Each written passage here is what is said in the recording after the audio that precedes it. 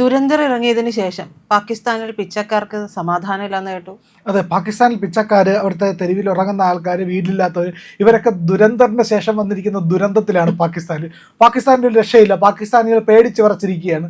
ഇതുവല്ല ഇനി അജിത് ദോവലോ ഏതെങ്കിലും ദുരന്തരോ ഒക്കെ ആണോ എന്നാണ് ഇവരുടെ ഏറ്റവും വലിയ പേടി. ലായ്രി എന്ന് പറയുന്ന കറാച്ചിയിലുള്ള സ്ഥലമുണ്ട്. കറാച്ചി ആ മേഖലയിലൊക്കെ വരുന്ന ഒരു സ്ഥലമാണ് ലായ്രി എന്ന് പറയുന്നത്. സിനിമയുടെ പ്രധാനപ്പെട്ട സംഭവങ്ങൾ നടക്കുന്നത് ലായ്രിയിലാണ്. ലായരി എന്നൊക്കെ പറയുന്നത് ആ സ്ഥലത്തിൻ്റെ അതിൻ്റെ പ്രൊനൗൺസിയേഷൻ ചെറിയൊരു ബുദ്ധിമുട്ടുണ്ട്. അപ്പോൾ ആ പ്രദേശത്തൊക്കെ രാത്രിയിൽ കിടന്നുറങ്ങുന്ന ആൾക്കാരെയൊക്കെ ഒന്ന് പോലീസ് പിടിക്കുക. അവിടുത്തെ പാകിസ്ഥാനിലെ പോലീസ് വന്ന് വണ്ടി നിർത്തുന്നു, ചാടി ഇറങ്ങുന്നു, പിച്ചക്കാരെ മൊത്തം വലിച്ചേൽപ്പിക്കുന്നവർ. ഈ തണുപ്പായതുകൊണ്ട്, തണുപ്പുള്ള പ്രദേശമുണ്ട്, തണുപ്പായതുകൊണ്ട് ഇവർ കമ്പിളി പുതപ്പൊക്കെ മൂടിയാണ് കിടക്കുന്നത്. ഇവരെ പിടിച്ചേൽപ്പിച്ച് ID കാർഡ് ഇടാന്ന് പറഞ്ഞുകൊണ്ട് ഇടിയുക. അപ്പോൾ ഇവരിക്കും എൻ്റെ ഇല്ല സാർ, ഇത് ദുരന്തമല്ലേടാ എന്ന് ചോദിച്ചുകൊണ്ടിരിക്കും. അയ്യോ എനിക്കിത് ദുരന്തം അറിഞ്ഞൂടാ സാറേ എന്ന് പറഞ്ഞുകൊണ്ട് അവന്മാർ നിലവിളിക്കും. അങ്ങനെ ഈ പാവപ്പെട്ട ഈ പറയുന്ന മാർക്കറ്റിൽ തെരുവിലേക്ക് ഉറങ്ങുന്നു. പാകിസ്ഥാനിൽ വലിയൊരു ശതമാനം ആൾക്കാർക്ക് വീടില്ല.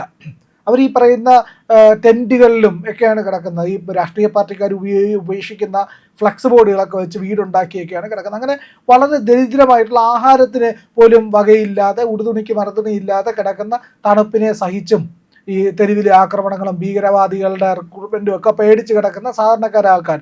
ഈ പാകിസ്ഥാൻ്റെ ഒരു പ്രശ്നമുണ്ട്, പ്രത്യേകിച്ച് ഈ ലായ്രി, കറാച്ചി മേഖലകളിലൊക്കെ എന്ന് പറഞ്ഞു കഴിഞ്ഞാൽ അവിടുത്തെ വീടുകളിൽ നിന്ന് തന്നെ ഈ യുവാക്കൾക്ക് ലഹരി പ്രോത്സാഹിപ്പിച്ചു കൊടുക്കും. ലഹരി ഒന്നുകിൽ മദ്യത്തിൻ്റെ മദ്യപ്പുഴ ഒഴുകുന്ന മറ്റേ ഹൂറികളുടെ സ്വർഗത്തിലൊന്നുമല്ല. പാകിസ്ഥാൻ എന്ന് പറയുന്ന രാജ്യം മദ്യപ്പുഴ ഒഴുകുന്ന സ്ഥലമാണ്.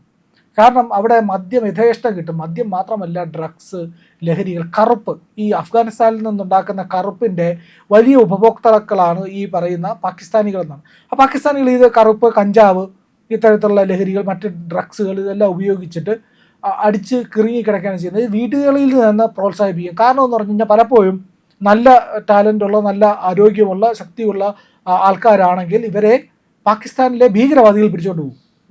എന്നിട്ട് ഇവരെ ട്രെയിൻ ചെയ്ത് ഭീകരനാക്കും.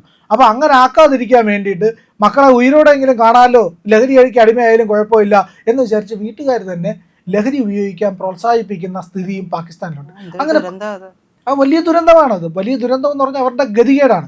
ആ ഗതികേടിലാണ് അവിടുത്തെ പാകിസ്ഥാനിലെ അമ്മമാരടക്കമുള്ളവരുള്ളത്. അവിടെ പ്രശ്നമെന്ന് പറഞ്ഞാൽ 1 കിലോ മൈദയ്ക്ക് 1500 രൂപ, ഒരു പാക്കറ്റ് ബ്രെഡിന് വേണ്ടി 3 പേരെ കുത്തിക്കൊല്ലുന്ന സ്ഥലം. ഇങ്ങനെ ദുരന്തങ്ങളുടെ സർവനാശത്തിൻ്റെ ഒരു ഇടമാണ്. ആ ദുരന്തർ സിനിമ കാണുമ്പോൾ തന്നെ നമുക്കറിയാം. അതിൽ ആ ഒരൊറ്റ കല്യാണത്തിൻ്റെ സീനുണ്ടല്ലോ, ദുരന്തർ ഫസ്റ്റിൻ്റെ കാര്യം പറഞ്ഞു. ആ കല്യാണത്തിൻ്റെ സീന് ഒഴികെ ബാക്കിയെല്ലാം ദാരിദ്ര്യത്തിൻ്റെ പടുകുഴിയിൽ കിടക്കുന്ന രാജ്യമാണെന്ന്. മുഴുവൻ പൈസയും ഭീകരവാദത്തിന് ഉപയോഗിക്കുമ്പോൾ എങ്ങനെ ഒരു രാജ്യത്തിന് പിടിച്ചു നിൽക്കാൻ കഴിയുമെന്നുള്ളതാണ്. അപ്പോൾ അവിടുത്തെ ജനങ്ങൾ പട്ടിണിയിലാണ്, കൊടിയ ദുരിതത്തിലാണ്, ആഹാരമില്ല, വസ്ത്രമില്ല, ഇതൊന്നും ഇല്ലാതെ കിടക്കാനാണ്. അപ്പോൾ പല ആൾക്കാരും സ്വാഭാവികമായി പതിയെ കടപ്പെട്ടു പോയി തെരുവിലേക്ക് മാറ്റപ്പെടും, തെരുവിലാക്കപ്പെടും, വീടൊക്കെ ജപ്തി ചെയ്ത് പോകും. അവിടുത്തെ ഗുണ്ടകളും ഭീകരന്മാരുടെയും കയ്യിലാണ് പൈസ എല്ലാം ഉള്ളത്. സാധാരണക്കാരൻ്റെ കയ്യിൽ പണമില്ല, അവന് തൊഴിലില്ല, തൊഴിലെടുത്താൽ തന്നെ പൈസ കിട്ടില്ല. അതാണ് മറ്റൊരു കാര്യം. അപ്പോൾ ഇങ്ങനെ ഗതികെട്ട് ജീവിക്കുന്ന മനുഷ്യരുടെ നാടാണ് പാകിസ്ഥാൻ. വളരെ കുറച്ച് പേര് മാത്രമേ ഈ സന്തോഷമായിട്ട് ജീവിക്കുന്നുള്ളൂ. പ്രധാനമായിട്ട് ഇസ്ലാമാബാദ് ഇരിക്കുന്ന പഞ്ചാബിൻ്റെ പാകിസ്ഥാൻ്റെ പഞ്ചാബ് പ്രവിശ്യ ഉണ്ടല്ലോ, ആ പ്രവിശ്യയിൽ മാത്രമാണ് ശരിക്കും തിരിച്ചാണ് പറയേണ്ടത് പഞ്ചാബിൻ്റെ പാകിസ്ഥാൻ പ്രവിശ്യ എന്നാണ്. കാരണം അവിടെ ഉള്ളവർ മാത്രമാണ്, അവർ പറയുന്നത് ഞങ്ങളാണ് പാകിസ്ഥാനികൾ. ബാക്കി ഈ ബലൂചിസ്ഥാനിൽ കിടക്കുന്നവർ, സിന്ധിലുള്ളവർ, ഈ മറ്റ് മേഖലകളിലുള്ളവർ, POKയിലുള്ളവരൊന്നും പാകിസ്ഥാനികളല്ല. ഇവരൊക്കെ ഞങ്ങളുടെ അഭയാർത്ഥികൾ മാത്രമാണ്, ഇല്ലെങ്കിൽ ഞങ്ങളുടെ ദയവ് കൊണ്ട് ജീവിക്കുന്ന ആൾക്കാർ മാത്രമാണ് എന്നൊക്കെ പറഞ്ഞിട്ടാണ് ഇരിക്കുന്നത്. അപ്പോൾ എന്തായാലും ഈ കറാച്ചി, ബലൂചിസ്ഥാൻ മേഖലകളിലുള്ളവരും ഒക്കെ വലിയ പട്ടിണിയിലും പരിവട്ടത്തിലുമാണ് ജീവിക്കുന്നത്. ബലോജികളാണ് ഈ കറാച്ചിയിലുള്ളവർ അല്ല. അപ്പോൾ ഇവർ വലിയ ഗതികേടിലാണുള്ളത്. കാരണം പാകിസ്ഥാൻ്റെ ഈ തെക്ക് ഭാഗമാണ് ഇതല്ല. അപ്പോൾ ഈ തെക്ക് പടിഞ്ഞാറ് ഭാഗം എന്ന് വേണമെങ്കിൽ വിളിക്കാൻ കഴിയും. അങ്ങനെ കിടക്കുന്ന വലിയ പ്രദേശമാണ്. അപ്പോൾ ആ പ്രദേശത്തുള്ളവരെല്ലാം തന്നെ വലിയ ദുരിതത്തിലാണ്, കടുത്ത ദുരിതത്തിലാണ്. അവർക്ക് ജീവിക്കാൻ നിവർത്തിയില്ല. അങ്ങനെ ഇവർ തെരുവിലാക്കപ്പെടുന്നവരെല്ലാം തെരുവിൽ കിടന്നുറങ്ങും. ഈ ലഹരിയൊക്കെ ഉപയോഗിച്ച്, അല്ലെങ്കിൽ ലഹരി വിറ്റ് ഇതൊക്കെ ചെയ്താണ് കഴിയുന്നത്. അങ്ങനെ കഴിയുന്ന ആൾക്കാരെയാണ് ഇപ്പോൾ പരിശോധന നടത്തുന്നത്. ഈ പരിശോധനയുടെ പ്രത്യേകതകളോട് പറയും.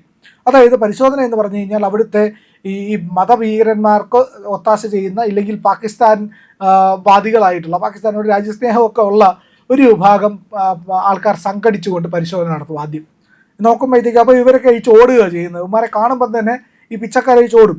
പിന്നെ ഈ പറയുന്ന പോലീസുകാർ വന്നിട്ട് ഓട്ടിച്ചിട്ട് പിടിക്കും, ഇവന്മാരെ ഏൽപ്പിച്ച് ID കാർഡ് നോക്കുക, ഇല്ലെങ്കിൽ ഇവന്മാരുടെ വസ്ത്രം ഒഴിച്ച് പരിശോധിക്കുക, ഇവന്മാർ ഹിന്ദു ആണോ, ഇനി ഇന്ത്യയിൽ നിന്ന് വന്നവരാണോ എന്നുള്ളതൊക്കെ സംശയങ്ങളാണ് പാകിസ്ഥാനിലുള്ളത്. പാകിസ്ഥാൻ്റെ ആഭ്യന്തര സുരക്ഷ വലിയ അപകടത്തിലാണ് എന്നുള്ളത് അവർക്ക് മനസ്സിലായി. കാരണം പാകിസ്ഥാനെ നിയന്ത്രിച്ചു കൊണ്ടിരിക്കുന്ന ആൾക്കാർ, പാകിസ്ഥാനെ എത്രയോ കാലമായിട്ട് അവരുടെ സൈന്യം, അവരുടെ ഇൻ്റലിജൻസ്, അവരുടെ സ്പൈ ഏജൻസി, അവരുടെ ഈ പറയുന്ന സാമ്പത്തിക കാര്യങ്ങൾ, ഇതിനകത്തെല്ലാം നുഴഞ്ഞു കയറിയിട്ടുള്ള ഭാരതീയരുണ്ട്, ഇന്ത്യക്കാരുണ്ട്, ഇന്ത്യൻ സ്പൈകളുണ്ട് എന്നുള്ള പേടി കൊണ്ടാണ് അവർക്ക് ഇത്രയും വലിയ പ്രശ്നം ഉണ്ടാകുന്നത്. അതും ഒരു ഫിക്ഷണലൈസ്ഡ് ആയിട്ടുള്ള, പൂർണ്ണമായിട്ട് 100% ശരിയായിട്ടുള്ള കഥയാണെന്നും നമുക്ക് ദുരന്തറിനെ പറ്റി പറയാൻ കഴിയില്ല. കാരണം കഥകളിൽ ചില യാഥാർത്ഥ്യങ്ങളൊക്കെ ഉണ്ടായിരിക്കാം, എങ്കിലും 100% അത് യാഥാർത്ഥ്യമാണ്, ഇല്ലെങ്കിൽ അതിൻ്റെ ഏതൊക്കെ ഭാഗങ്ങൾ യാഥാർത്ഥ്യമാണ് എന്നുള്ളതിനെ പറ്റിയിട്ടൊന്നും സിനിമ ഇറക്കിയവരോ ഇന്ത്യയുടെ ഏതെങ്കിലും ഔദ്യോഗിക ഭാഗങ്ങളിൽ നിന്നോ ഒന്നും പറഞ്ഞിട്ടൊന്നുമില്ല. പലതും ഈ പറയുന്ന അജിത് ഡോവലാണ്, ഇല്ലെങ്കിൽ മറ്റ് മോഹിത് ശർമ്മയാണ് എന്നൊക്കെ പറയുന്ന രീതിയിലുള്ള കഥകളേ ഉള്ളൂ. അല്ലാതെ ദുരന്തർ എന്ന് പറയുന്ന സിനിമ നടന്നതാണ്, ഇല്ലെങ്കിൽ അത് 100% ഇന്ത്യ ചെയ്ത കാര്യങ്ങളാണ്, അങ്ങനെയൊന്നും ഇന്ത്യ അവകാശപ്പെടാറില്ല, ഈ സിനിമ എടുത്തവരും അവകാശപ്പെടില്ല, ആരും അവകാശപ്പെടില്ല. പക്ഷേ സോഷ്യൽ മീഡിയയിൽ അവിടെ ഈ പറയുന്ന കാര്യങ്ങളുടെ ലൈസൻസോ അല്ലെങ്കിൽ കൃത്യതയോ ഇല്ലെങ്കിൽ പറയുന്നതിന് ഉത്തരവാദിത്വമോ ഒന്നും വേണ്ടല്ലോ. അതുകൊണ്ട് ഇത്തരം കാര്യങ്ങളൊക്കെ തന്നെ വലിയ രീതിയിൽ സ്പ്രെഡ് ചെയ്യുന്നു, ഇല്ലെങ്കിൽ സ്പ്രെഡ് ചെയ്യപ്പെടുന്നു എന്നുള്ളതുകൊണ്ടാണ്. അപ്പോൾ അവിടെ ഈ പറയുന്ന കഥകൾ കേട്ട് പാകിസ്ഥാനികൾ, ഇന്ത്യക്കാരെ കൂടുതൽ ദുരന്തർ കണ്ടത് പാകിസ്ഥാനികളാണെന്ന് വേണമെങ്കിൽ പറയാം. അപ്പോൾ പാകിസ്ഥാനികൾക്ക് ഇത് അത്രയേറെ ഭയം ജനിപ്പിക്കുന്നുണ്ട്. കാരണം ഇന്ത്യൻ സ്പൈ വന്നിരിക്കുന്നു, ഞങ്ങളുടെ ഭീകരവാദ പ്രവർത്തനങ്ങൾ നടക്കില്ല, ഞങ്ങളുടെ ആയുധ നിർമ്മാണം നടക്കില്ല, ഞങ്ങളുടെ ഭീകരവാദ ഉൽപ്പാദന ഫാക്ടറികൾ പൂട്ടിപ്പോകും, ഞങ്ങളുടെ സാമ്പത്തിക സ്ഥിതി തകരാറിലാകും. കാരണം ഇന്ത്യയിൽ നോട്ട് നിരോധനം വന്നപ്പോൾ കോടിക്കണക്കിന് രൂപ, 500-1000 കോടി രൂപയുടെ നോട്ടുകളാണ് പാകിസ്ഥാന് നഷ്ടമായത്. ഒന്ന് ആലോചിച്ച് നോക്കുക, 500 കോടി രൂപയുടെ ഇല്ലെങ്കിൽ 1000 കോടി രൂപയുടെ നോട്ടുകൾ പ്രിൻ്റ് ചെയ്ത് വെച്ചിട്ട് അതിനെ കടലാസ് കഷ്ണത്തിൻ്റെ പോലും വിലയില്ലാതായിരിക്കുന്നതിൻ്റെ ഒരു വസ്തുതയുണ്ട്. ഈ പറയുന്ന നോട്ട് എങ്ങനെയാണ് ഇന്ത്യൻ കറൻസി അവിടെ പ്രിൻ്റ് ചെയ്യപ്പെട്ടത് എന്നുള്ളതിന് കൂടി ദുരന്തറിൽ ഒരു ഡയലോഗുണ്ട്. അതായത് ഇന്ത്യയുടെ ആ സമയത്തുണ്ടായിരുന്ന ഫിനാൻസ് മിനിസ്റ്ററും അതിനൊപ്പം അയാളുടെ മകനും അടങ്ങിയവർ ഈ പറയുന്ന ഈ പ്രിൻ്റ് ചെയ്യേണ്ട വസ്തു, അതിൻ്റെ ഈ അച്ച് എന്ന് പറയുന്ന സാധനം വിദേശ രാജ്യത്ത് പോയി കളക്ട് ചെയ്തുകൊണ്ട് വന്നു. അതായത് നമ്മൾ ഓർഡർ കൊടുത്തതനുസരിച്ച് ഡിസൈൻ ചെയ്ത് വാങ്ങിച്ചുകൊണ്ട് വന്നു. ആ കൊണ്ടുവന്ന വസ്തു വരുന്ന വഴിക്ക് അവർ ഒരു രാജ്യത്ത് ഇറങ്ങി, ദുബായിൽ ഇറങ്ങിയിട്ട് അവിടെ ഒരു ഫ്ലൈറ്റിന് എന്തോ തകരാറ് എന്ന് പറഞ്ഞുകൊണ്ട് അവിടെ ഇറങ്ങിയിട്ട് സ്പെൻഡ് ചെയ്തു എന്നും ആ സമയത്ത് ഇത് പാകിസ്ഥാന് കൈമാറിയതായിട്ടും സംശയമുണ്ട് എന്നുള്ളതിനെ പറ്റിയിട്ടൊക്കെ ദുരന്തർ 1 പറയുന്നുണ്ട്. അപ്പോൾ ഇത്തരത്തിൽ ഇന്ത്യയെ ഒറ്റിക്കൊടുത്ത ആൾക്കാർ ഇന്ത്യക്കകത്തുണ്ടോ എന്നുള്ളതാണ്. കാരണം നമുക്കിവിടെ പലപ്പോഴും തുറന്ന് പറയുന്നതിനും സംസാരിക്കുന്നതിനുമൊക്കെ നിയന്ത്രണമോ, ഇതൊരു ജനാധിപത്യ സമാധാനത്തെ ആഗ്രഹിക്കുന്ന ഒരു സംസ്കാരമുള്ള ഒരു രാജ്യമായതുകൊണ്ട് തന്നെ പലപ്പോഴും ഇത്തരം പ്രശ്നങ്ങളിൽ പൂർണ്ണമായി 100% തെളിവില്ലാതെ, പൂർണ്ണമായിട്ടും തെളിയിക്കപ്പെടാത്ത രീതിയിൽ മുന്നോട്ട് പോകാൻ കഴിയില്ല എന്നുള്ളതാണ്. അതാണ് ഇതിൻ്റെ അകത്തെ പ്രധാനപ്പെട്ട കാര്യം. എന്തായാലും ദുരന്തർ ഇഫക്റ്റ് പാകിസ്ഥാനിൽ നടന്നുകൊണ്ടിരിക്കുന്നു. അതിൻ്റെ വീഡിയോ കൂടി നമുക്ക് പ്രേക്ഷകരെ കാണിക്കാം. ഇതിനകത്ത് കാണിക്കുന്നുണ്ട് നമ്മൾ പറയുന്നതിനിടയ്ക്ക് തന്നെ. അപ്പോൾ ഈ പറയുന്ന ഭീകരർക്ക് ഭയന്നിരിക്കുന്നു ഇന്ത്യയുടെ അജിത് ഡോവലും ദുരന്തറും പാകിസ്ഥാനിലെത്തിയെന്നും അവരുടെ ഭീകര കേന്ദ്രങ്ങളെയും അവരുടെ രാജ്യത്തിൻ്റെ പ്രധാന കാര്യങ്ങളെയും നിയന്ത്രിക്കാനായിട്ട്, അതിനെ തകർക്കാനായിട്ട് ദുരന്തർമാർ എത്തുന്നുവെന്ന പേടി. എന്തായാലും ദുരന്തർ എഫക്റ്റ് പാകിസ്ഥാനെ വല്ലാതെ ഉലച്ചിരിക്കുന്നു. പനിപ്പേടിയിലാണ് പാകിസ്ഥാൻ.